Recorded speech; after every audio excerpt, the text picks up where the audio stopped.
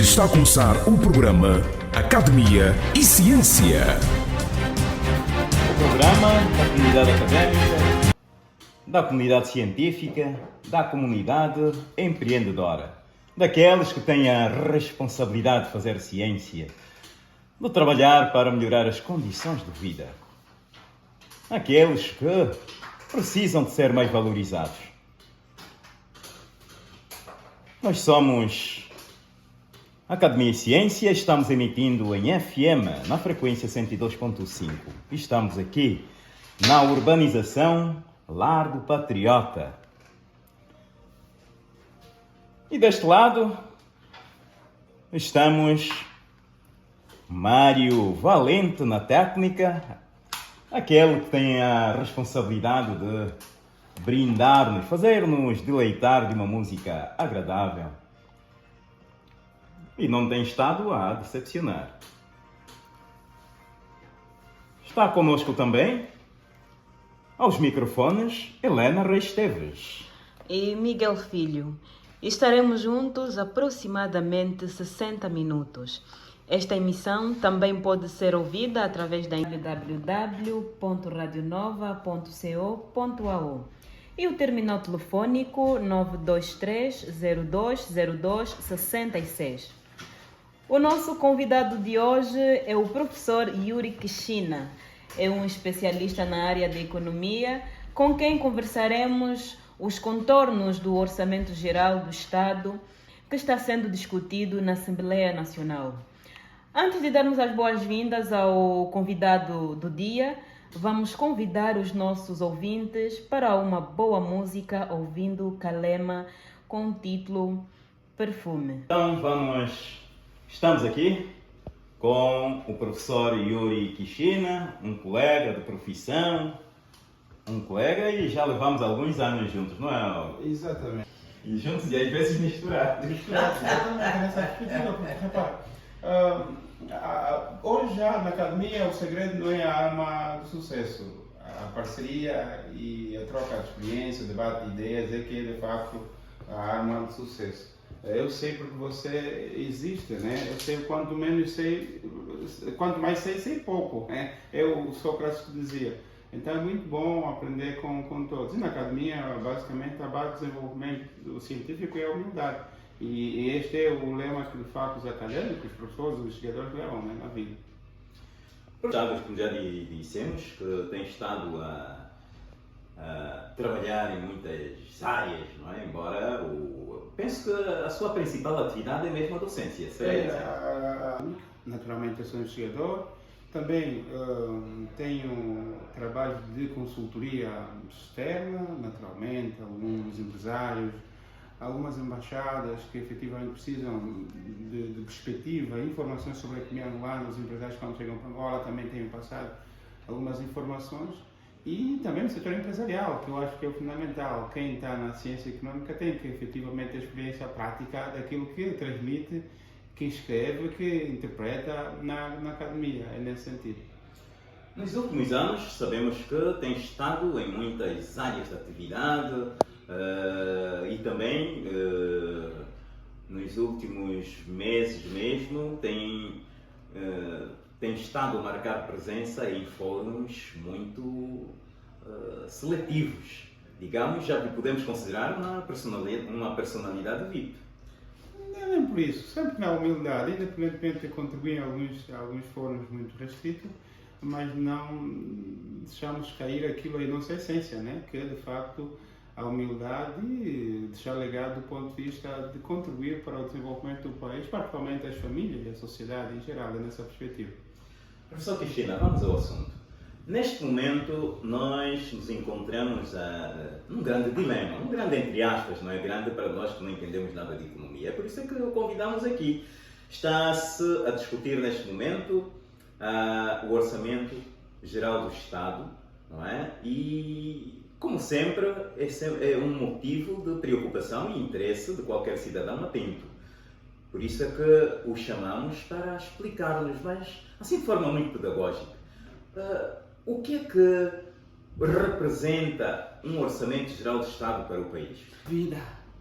para Angola representa a vida dos angolanos, porque o principal agente econômico na economia angolana é o governo, é o Estado. E o orçamento é o documento que, digamos, prevê as atividades que o governo vai desenvolver nos próximos anos, particularmente tem uma estimação, é suposição que vai acontecer. É lá onde tem as atividades relativamente às despesas e também o que o governo vai arrecadar para financiar essas atividades, vamos a dizer, as receitas, né?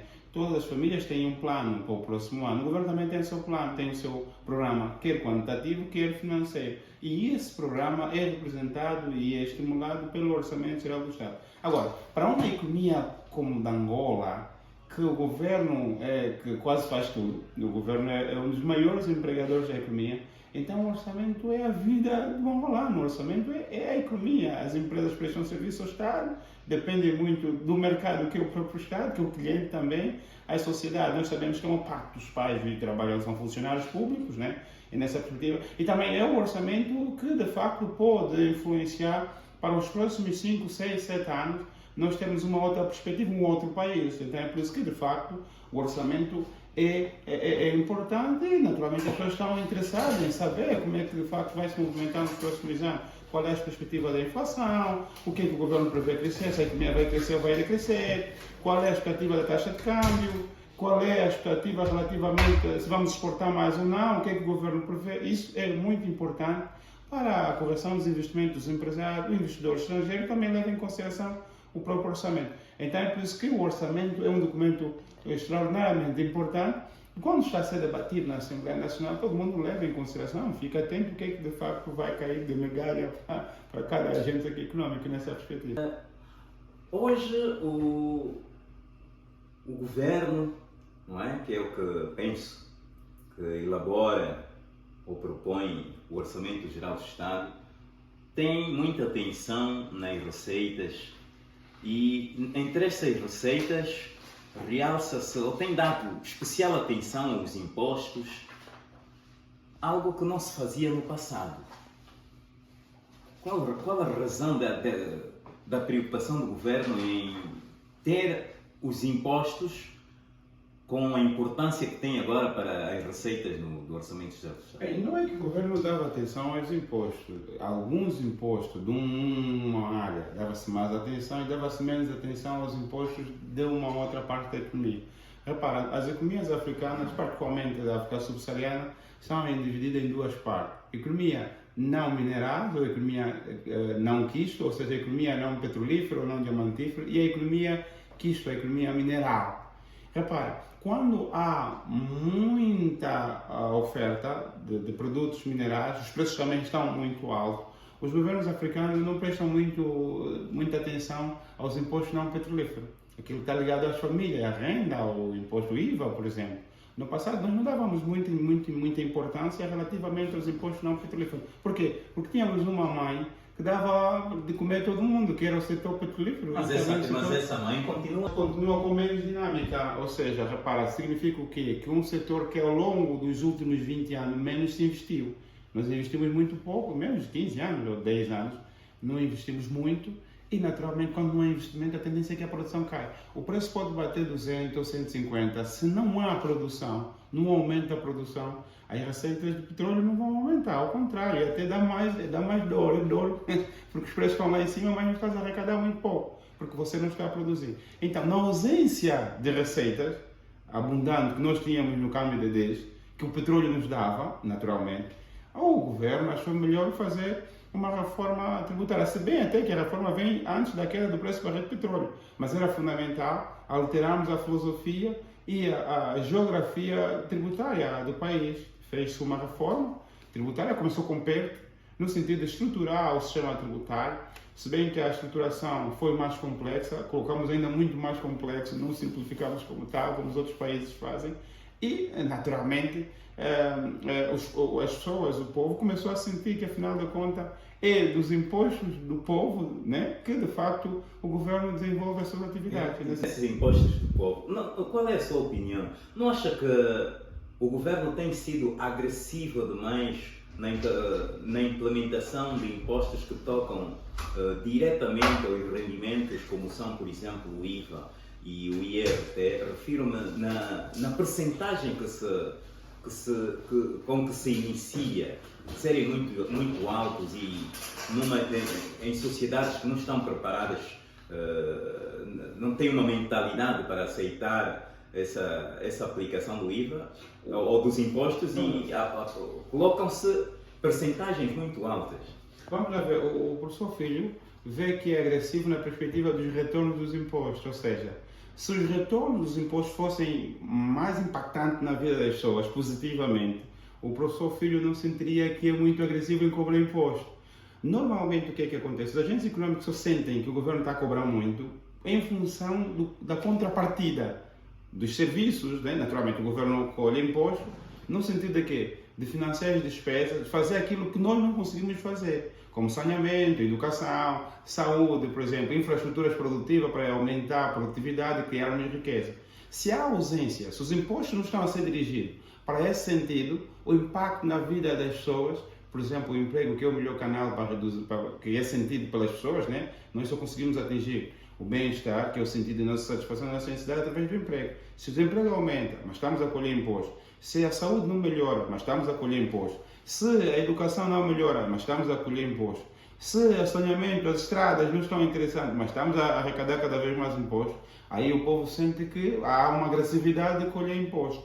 Mas agora, se a colheita de imposto tem um feedback positivo, o emprego aumenta, e por outro lado, a saúde melhora, a educação melhora, o saneamento extraordinário, infraestruturas produtivas, rodoviária, ferroviária, interessante, aí o doutor Filho, o professor Filho, não sentiria agressividade. Ao contrário, seria mesmo o professor Filho a querer aumentar mais imposto ao Estado. Não, o Estado está aqui, mais dinheiro, é nessa perspectiva. Isso é que acontece na Europa do Norte. Nós vimos isso na Noruega, vimos isso na Suécia, vimos isso na Dinamarca, vimos isso na Finlândia. Aqueles países, a taxa de imposto, mesmo na Alemanha, na Europa, a taxa de imposto sobre rendimentos é alta. Particularmente das famílias é alta, é nessa perspectiva. Mas a questão é o quê? Também não reclamam, mas há um feedback positivo. O feedback dos impostos é que determina o bem-estar e o sentido de satisfação do povo ou não, é nessa perspectiva. Nesta relação de custo-benefício, não é? Referindo-me ao retorno que não é proporcional ao desconto dos impostos, digo que toca diretamente o cidadão, não se estará a cometer uma injustiça? Bem, vamos lá ver, a injustiça tributária é interessante. Repara, a questão que se coloca da justiça ou injustiça tributária é na perspectiva de que nenhum governo do mundo desenvolveu um país cobrando imposto além da capacidade que o povo pode pagar. Ou seja, o professor Filho não pode cobrar imposto de países ricos, mas os serviços são de países pobres. Mas é onde eu queria mesmo nessa perspectiva. O que eu estou a tentar dizer é o quê? Numa fase embrionária, um país que começou agora, é pobre, os governos que querem desenvolver países não podem cobrar muito imposto. Ao contrário, devem viver dentro das suas possibilidades. Porque quanto mais dinheiro passar no governo, menos dinheiro passar no povo, aí aumentas a CTNP. CTNP que é C de corrupção, T de tráfico de influência, N de nepotismo e o P de produtividade. Porque todo mundo quer ir para o governo, quer ir para o Estado, porque é aí onde dá o dinheiro. E o dinheiro não vem com produtividade, vem em função de colher imposto. É ao contrário, asfixiando aqueles que criam riqueza, que são as empresas. É por isso que diz o quê? Que países, por exemplo, como a Irlanda, cobra imposto às empresas 12%. 12%. Imposto industrial. Grande, pequena ou média é 12% e até o imposto é proporcional. Mas países pobres sacrificam as empresas. Só quanto mais você sacrifica as empresas, menor é a criação de riqueza, maior é a pobreza, maior é o desemprego, maior é o sofrimento. Pessoas a comerem no lixo. Pessoas que não têm liberdade de escolher a escola dos filhos, né? E os hospitais onde devem levar os seus filhos. É por isso que se diz o quê? Na fase embrionária, é um país que está a tentar organizar para criar riqueza, ser próspero, os impostos devem ser estrondosamente, no mínimo, muito reduzido. Reduzido mesmo. Na perspectiva de que o dinheiro fica com o povo. Porque é o povo que se transforma em empreendedor. É o povo que se transforma em empresário. É o povo que sustenta a máquina do governo. Ao contrário, é o governo a fazer tudo e todo mundo vai ao governo. E o governo ocupa o espaço das famílias e das empresas. É nessa perspectiva. Então, podemos dizer que a tendência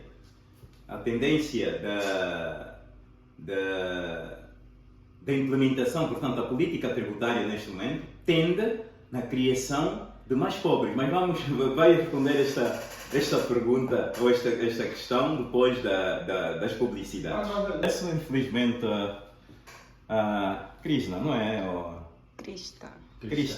A Krista vai ter que esperar o próximo programa para podermos ouvir a música completa e com permissão e desculpas aos nossos ouvintes. Yuri, a pergunta relacionada à política tributária, que, em nossa opinião, então visa a criação de mais pobres. Bem, vamos lá ver. A criação de mais pobres depende, sabe de quê? Depende basicamente o que é que nós estamos a fazer para reduzir os custos da atividade empresarial. Por quê? Porque se a atividade empresarial não crescer, se os empresários não terem sucesso, então nós não temos o quê? Não temos emprego. Sem emprego, naturalmente, há mais pobres. A única forma de combater a pobreza é emprego. Não é o governo dando dinheiro, não. Ou como o Cuenda ou outro subsídio. Isso não é para combater a pobreza. Combate a pobreza sustentavelmente através de emprego. Mas está na moda esse Cuenda, eu nem gosto de ouvir essa palavra. É um modelo muito da América do Sul. Os Cuendas, o Brasil fez com Bolsa Família e tal, mas não tem sucesso no médio e longo prazo. Porque está aprovado. E isso é que está acontecendo na China. Na China não há nenhum Cuenda. Na China, a liberdade econômica, dando liberdade aos chineses, explorando o talento dos chineses, é que efetivamente, mesmo com um sistema político do comunismo, mas está aí, está a resultar. A pobreza na China reduziu consideravelmente. Eu penso que o modelo para combatermos a pobreza é acarinhando mais as empresas, os empreendedores, reduzindo os custos, que é de contexto, variáveis, fixos, no sentido, de facto, nós aumentamos a produção e até vamos reduzir as importações do ponto de vista econômico. Isso é que é fundamental. O que está a se passar é que, se não deixarmos cada vez mais o governo, tudo é o Estado, naturalmente a pobreza vai aumentar, e nessa perspectiva. Todos os modelos econômicos que assentam na filosofia que o governo é que faz a economia, há mais pobreza, há mais desemprego, há mais pessoas a comer no lixo, há mais sofrimento, há mais crise e, naturalmente, a taxa de mortalidade também é maior nessa perspectiva. Falamos das receitas, falamos da nossa posição, não é? A nossa opinião, nós não somos os donos da verdade, relativamente às percentagens dos impostos.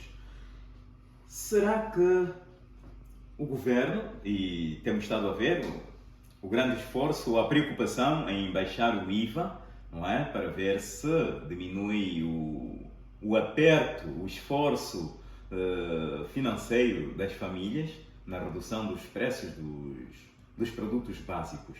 Mas será que se, por exemplo, tocasse no IRT, se tocasse entre aspas, no sentido de baixar a percentagem que é descontada nos rendimentos salariais, portanto, dos trabalhadores, não teria maior impacto? Repara, a tua pergunta é muito pertinente, por duas razões. Professor Filho, quando o professor Filho implementa um novo imposto, tem que ter contrapartida. Por exemplo, na implementação do IVA, poderíamos reduzir, por exemplo, o INSS ou reduzir o quê? Ou reduzir o IRT.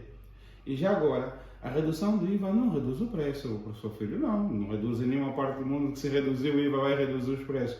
Porque até o IVA é uma taxa fora do preço. Essa taxa incide sobre os preços. Os preços na economia dependem sempre da procura e, naturalmente, da oferta. E a oferta depende do quê? Dos custos de produção, é nessa perspectiva. Portanto, não é que reduzimos o IVA, vamos reduzir os preços, não. E depois, a redução do IVA não é para tudo, é apenas para a cesta base. E cesta básica da angolana é muito limitada, não é, portanto, muitos produtos, é nessa perspectiva. Então, eu acho que mais valia reduzir o IRT do que reduzir o IVA. Porque o IVA, o professor Filho pode não pagar IVA, se o professor Filho não ir no mercado e comprar bens e serviços, não vai pagar IVA. Mas há um imposto que vai pagar sempre, que é o IRT. O IRT está estrondosamente a reduzir muito mais o rendimento das famílias do que o IVA. O IVA não reduz o rendimento como está. A redução do IVA é mínima. A redução do IVA nos rendimentos das famílias é mínima. Agora, que reduz mais o rendimento, basicamente, das famílias é o IRT. As pessoas estão a pagar muito IRT. E depois, o nosso IRT não é proporcional, é progressivo. Quem ganha mais, paga mais, e quem ganha menos, paga menos. Isso significa que você está a atacar a eficiência. A eficiência cai. Quando o professor Filho, por exemplo, a própria Bíblia diz que o dízimo é quantos por cento? É 10% para todo. Não diz que quem ganha mais paga mais dízimo. É por isso que se diz o quê? Que efetivamente o imposto proporcional para países que começaram agora, estão na fase milionária, é melhor do que basicamente o imposto progressivo. É nessa perspectiva. Eu vou pedir a Helena Resteves que nos permita prosseguir com a conversa com o Yuri, porque estamos a tratar de questões que são muito importantes e a rubrica de reflexões, que a próxima semana ainda terá atualidade, passarmos e continuarmos então a conversar com o Yuri, porque não é muitas vezes que conseguimos apanhar o Yuri. Então temos que aproveitar já, receber algumas aulas aqui para ver se... porque depois fica tudo desatualizado. Mas o tema, essa informação para os nossos ouvintes, a rubrica sobre reflexões vai passar para a próxima semana e então a Helena Reis Teves também já concordou. E então eu prosseguiria. Será que se o governo, por exemplo, implementasse os impostos de forma gradual, não seria uma forma de ajudar a população a interiorizar a importância da aplicação destes impostos, não é? E aceitá-los? A única forma de o governo ajudar a população é viver dentro das suas posses. O governo não pode estar em todos os sítios, portanto, o governo não pode ser muito grande. O programa do governo não pode entrar, portanto, em atividades que as famílias podem desenvolver. Se o governo ser muito grande, vai entrar mesmo na vida das pessoas cobrando mais impostos para satisfazer e, naturalmente, cobrir a despesa que o governo vai naturalmente ter. Ou seja, o que eu estou a tentar dizer é, se o governo ser mínimo e largar aquilo que tem para as famílias, para o povo terá mais rendimento, o dinheiro vai passar no povo e menos vai passar para o governo. Só que nós invertemos. O governo, quase todo o dinheiro, não tem nenhum dinheiro que passa na economia que não passa no governo. Isso é muito mais grave, é nessa perspectiva. E a única forma é o quê? É o governo permitir que efetivamente as empresas, as famílias, tenham espaço para explorar o talento e criar riqueza. Quem vai combater a pobreza nesse país? Não é o governo. O governo não combate a pobreza. Quem combate a pobreza são as empresas, são os empreendedores, são os empresários. Temos aí que acarinhar os empresários, abrir espaço. Jovens das universidades têm ideias de serem empreendedores. Vamos criar espaço para que efetivamente eles naturalmente criam espaço para serem ricos. Mas, professor Filho, por que Angola não tem ainda jovens de 18 anos milionários? Milionário rigoroso, né? Ou seja, com regras. Não é porque o pai fez alguma coisa e deu $1 milhão. Não. Só dizer que, em função da sua atividade, o seu investimento, o seu empreendedorismo, consegue o mercado ter $1 milhão. Por que os ricos de 18 anos a 7, 20, através da atividade, só estão em outros países? Na China já há miúdos de 21 anos, que, em função daquilo que ele produz para o mercado, se formam milionários. Em Angola não temos isso. É preciso, efetivamente, quanto mais milionário um país tiver, melhor é a pobreza. Nós vamos combater a pobreza. Milionário através de empresa, porque prestou serviço à sociedade. E a sociedade atribui o prêmio. Qual é o prêmio que a sociedade atribui aos empresários? É o lucro. O lucro não é porque ele é um capitalista que roubou, não. É que ele prestou serviço à sociedade e a sociedade, em contrapartida, deu o prêmio. Naturalmente, o prêmio que é o lucro. O empresário que tem prejuízo, a sociedade não lhe deu o prêmio, portanto, significa que prestou mau serviço à sociedade. É nessa perspectiva. Estamos mesmo já a chegar ao fim, mesmo depois desse tempo que nos foi cedido pela Helena Resteves sobre a rubrica Reflexões. Eu não acho que esta política tributária que o cidadão comum não vê benefício. Por quê? Porque o ensino público parece-me que o governo demitiu-se dele, não é? Porque agora está na moda o ensino privado, até nas zonas mais recônditas, onde há casas, há uma cubata que é um colégio privado. As estradas estão esburacadas. O saneamento básico é o que a gente já sabe. O número de pessoas que alimentam-se nos contentores, que eu não considero contentores, porque são grandes fontes de doenças, porque os contentores não ficam abertos sem qualquer tampa aí, chove, e já sabemos o que é que são. Os centros médicos são o que são. Não são esses serviços que nos que deviam aparecer como a contrapartida desses descontos tributários que são feitos, porque eu falo, e com alguma dor, porque o IRT dói mesmo. Mas será que também será consequência da inércia das organizações sindicais? Há dois elementos importantes que devem ser levados em consideração, seu filho. Primeiro, o governo está a colher muito imposto, não é para esses serviços, é para pagar dívida. Repara, a dívida de Angola equivale a 84% da riqueza.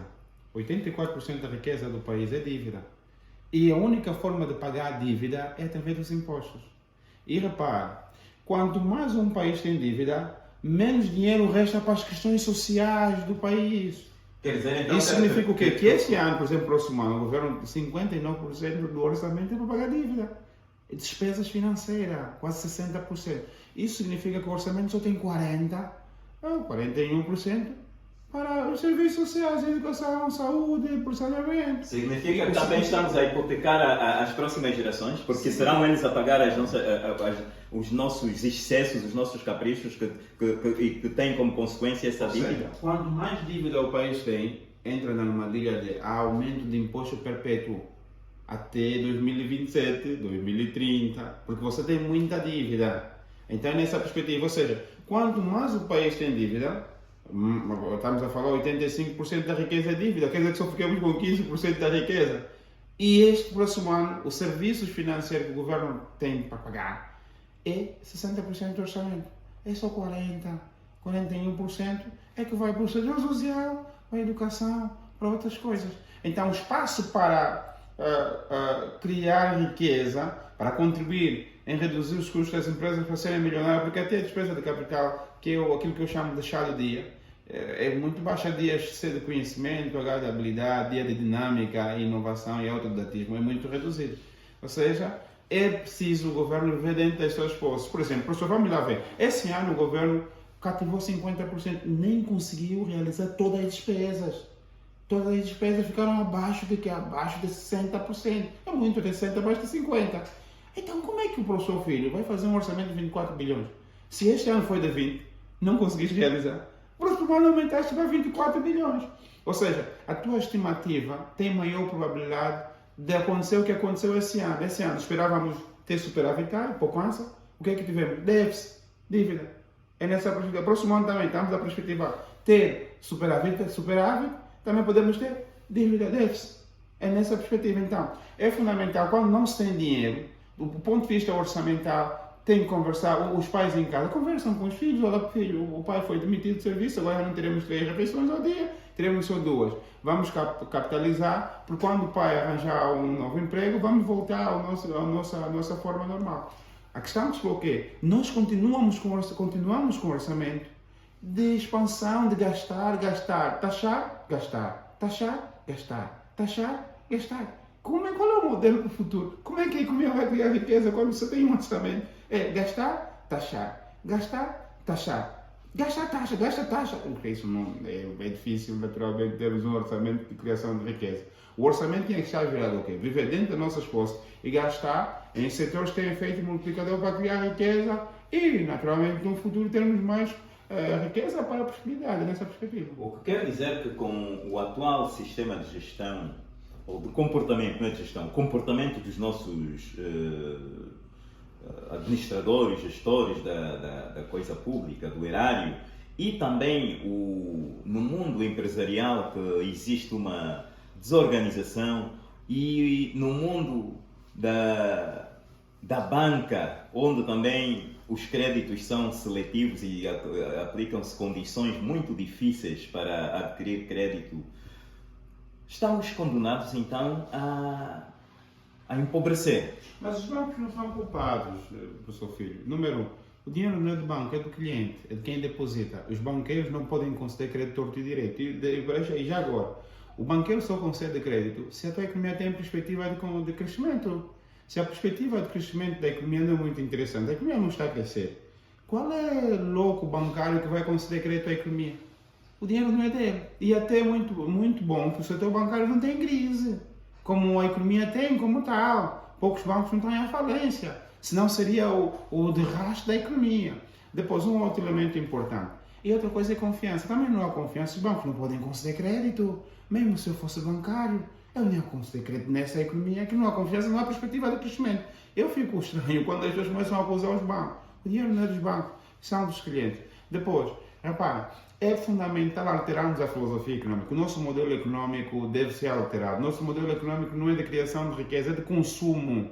Nós estamos habituados a consumir muito. E uma economia que está toda hora a consumir, é como um indivíduo está sempre a comer. A tendência é ficar gordo. E um gordo não consegue correr. Num desafio de atletismo, os gordos não chegam até a meta, desistem logo. Mas os nossos, Então, os nossos gordos empresários estão a correr. Não, repara, os gordos empresários estão a conduzir, alguém está a empurrar atrás. Repara, sem o governo empurrar atrás, os empresários cujo mercado é o governo, dependem da ordem de saque.